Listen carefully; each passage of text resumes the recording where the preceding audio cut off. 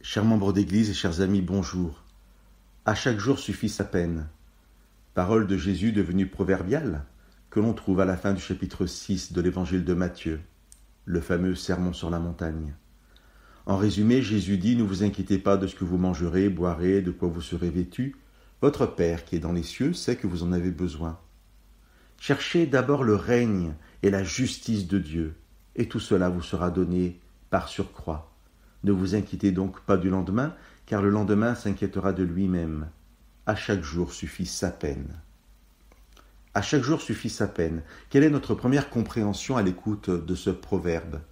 Le possessif qu'emploie Jésus, sa peine, se réfère à quoi ? Est-ce votre peine ? À chaque jour, vous avez assez de travail, de charge ? Est-ce la peine du jour ? Chaque jour a sa propre peine. Et les deux sont peut-être la même chose. Que ce soit ma peine ou celle du jour que moi je vis, c'est du pareil au même. Et souvent, cette parole est comprise dans ce sens.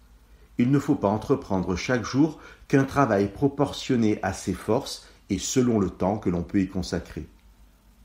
Mais ce n'est pas dans ce sens qu'il faut comprendre le mot peine ici. S'il n'est employé qu'une fois dans les 4 évangiles, il l'est aussi une dizaine de fois dans le reste du Nouveau Testament. Et à chaque fois, dans les autres passages, le mot est traduit par malfaisance, méchanceté. Alors, Jésus ne dit pas « chaque jour apporte sa difficulté ou sa charge », mais chaque jour apporte son mal. Et pour répondre à la question du début, c'est bien la peine du jour et non la nôtre.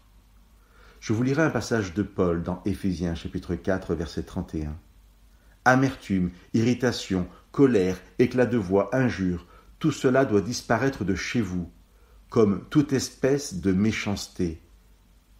Chaque jour apporte son lot d'amertume, d'irritation, de colère, de méchanceté.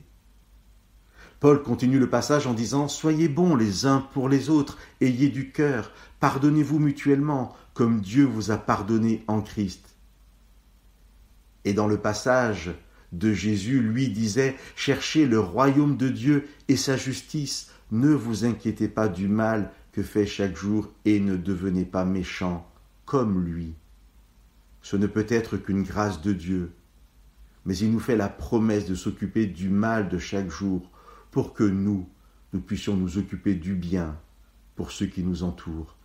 Que Dieu vous bénisse.